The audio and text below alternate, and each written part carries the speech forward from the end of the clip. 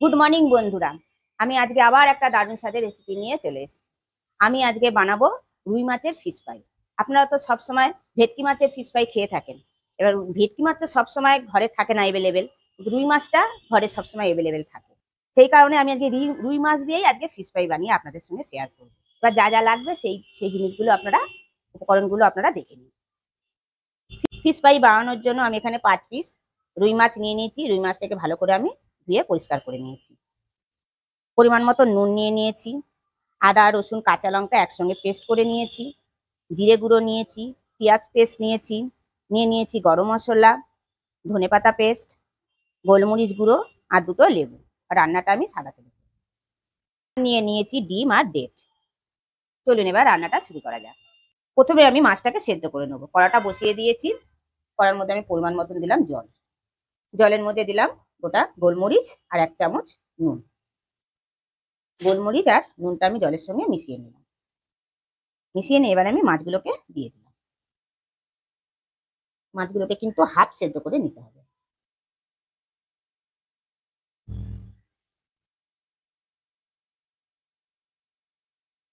জলটা ফুটে ওঠা শুরু করেছে, আমি আরেক পিঠ উল্টে দিলাম মাছগুলোকে।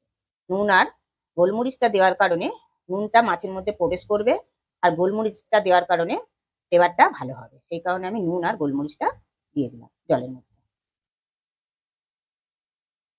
2 থেকে 3 মিনিট মাছগুলোকে ভালো করে ফুটিয়ে নিলাম। এবার আমি গ্যাসটা অফ করে দিলাম। বন্ধুরা, ঠিক এরকম ভাবে সেদ্ধ করতে হবে। বেশি সেদ্ধ করলে আবার গলে যাবে। তাই মাছগুলোকে আমি উঠিয়ে নিলাম। মাছের এই স্টুটা ফেলবেন না, এটা কিন্তু অন্য সময় রান্নার কাজেও ব্যবহার করা যাবে। গোলমরিচগুলো এরকম বেছে বেছে সব ফেলে দেবেন। ফেলে দিয়ে এবার ওপরের যে ছালটাকে এরকম করে উঠিয়ে দিতে হবে। ছালটা কিন্তু রাখা যাবে না। আর ফিশ ফ্রাইটা বানাতে গেলে কিন্তু পেটির মাছই নিতে হবে। একটু মোটা মোটা দেখে পেটির মাছ নিয়ে নিতে হবে। ছালটাকে পুরোপুরি আমি তুলে দিলাম। এবারে আমি সাইড দিয়ে এরকম করে ঠিক মাছগুলোকে, এই যে কাঁটাগুলো বেরিয়ে আসছে, এরকম করে টানলেই সমস্ত কাঁটা বেরিয়ে আসবে।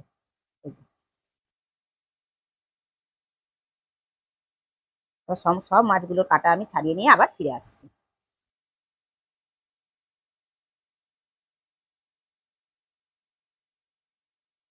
সমস্ত মাছগুলোর কাঁটা ছাড়ানো হয়ে গেছে। এবার আমি প্রথমে আমি লেবু দিয়ে দিলাম মাছের গায়ে।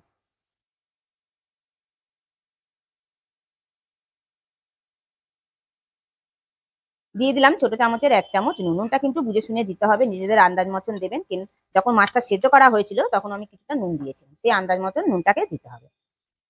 এবার একটা থালার মধ্যে দিলাম 1 চামচ আদা রসুন কাঁচা লঙ্কা পেস্ট। দিলাম ছোট চামচের 1 চামচ গোলমরিচ। হাফ চামচের মতো কম দিলাম গরম মশলা, পেঁয়াজ পেস্ট। দিলাম 1 চামচ জিরে গুঁড়ো আর পেস্ট, ধনেপাতার পেস্ট, পেস্ট করা ধনেপাতা দিলাম। এবার সবকিছু দিয়ে একসঙ্গে আমি মিশিয়ে নেব।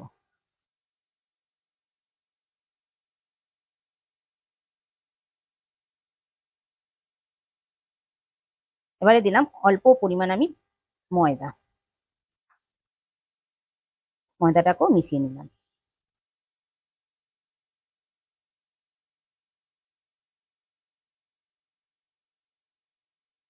এবার যে আমি লেবুটাকে মাছের মধ্যে দিলাম, এবার লেবুটাকে ভালো করে মাছের গায়ে মাখিয়ে নেব। এখানে কিন্তু দুটো হাতই লাগাতে হবে।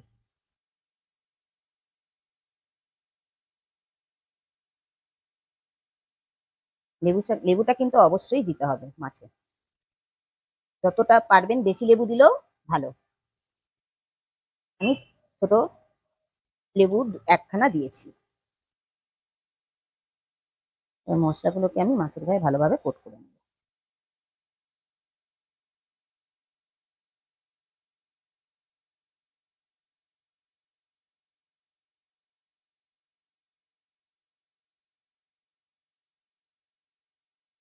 একটা ফ্ল্যাট প্লেট নিয়ে নিয়েছি। প্লেটের মধ্যে আমি একটা ডিম ভেঙে নিলাম। এরকম ফ্ল্যাট প্লেট নিলেই ভালো হবে ডিমটাকে কোট করার পক্ষে। দিলাম 1 চিমটে নুন আর দিলাম গোলমরিচ দিয়ে আমি ডিমটাকে ফাটিয়ে নিলাম।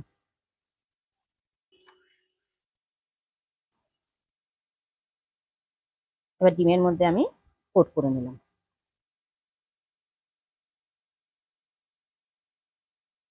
নিয়ে ব্রেড ক্রামে দিয়ে দিলাম।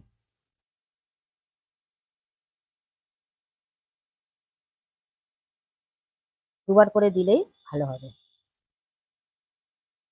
আবারও একবার ডিমের মধ্যে চুবিয়ে নিলাম।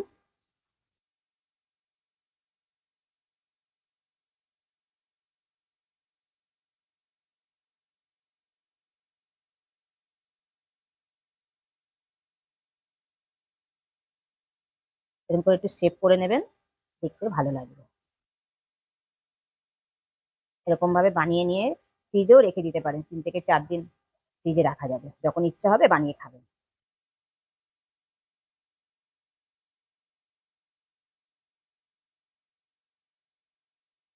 এরকম ভাবে বাটির মধ্যে রেখে দিলাম। সবগুলো আমি একইভাবে করে নিয়ে আবার ফিরে একইভাবে আবারও একটা করে নিলাম।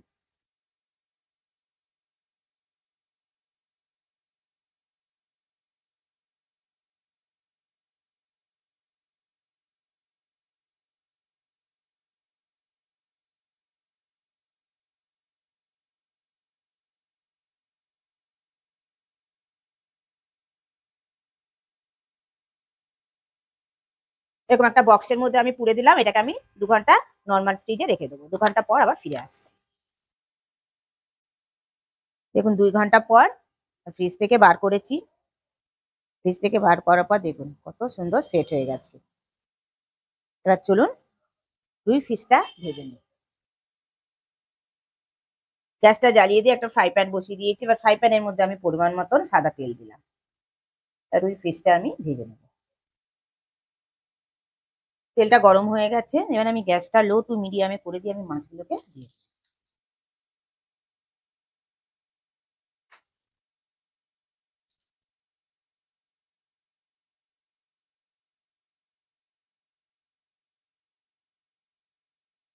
এক পিঠ হয়ে গেছে, আমি আরেক পিঠ উল্টে দিলাম।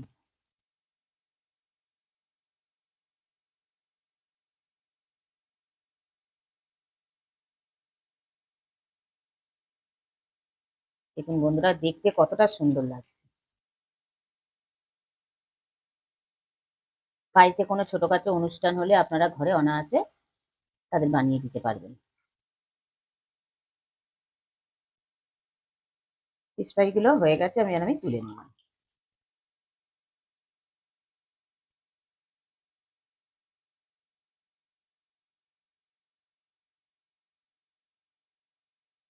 ফিশ ফ্রাই গুলো আমার পরিবেশনের জন্য অলমোস্ট কমপ্লিট। দেখুন বন্ধুরা দেখতে কতটা লোভনীয় হয়েছে, তাহলে খেতে কতটা সুস্বাদু হবে। বিকালবেলা স্ন্যাক্সে আপনারা অনায়াসে ঘরে এরকম ভাবে বানিয়ে নিতে পারেন, বা বাড়িতে কোনো ছোটখাটো অনুষ্ঠান হলে সেখানেও এরকম ভাবে বানিয়ে পরিবেশন করতে পারবেন।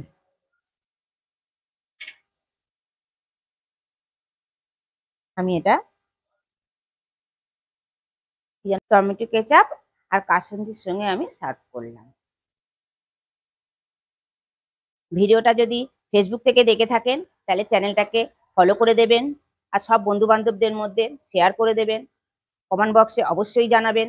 আর যদি ইউটিউব থেকে দেখে থাকেন তাহলে চ্যানেলটাকে সাবস্ক্রাইব করে দেবেন, পাশে বেল আইকনটা প্রেস করে রাখবেন নতুন নতুন ভিডিও দেখার জন্য। আপনারা ভালো থাকবেন, সুস্থ থাকবেন।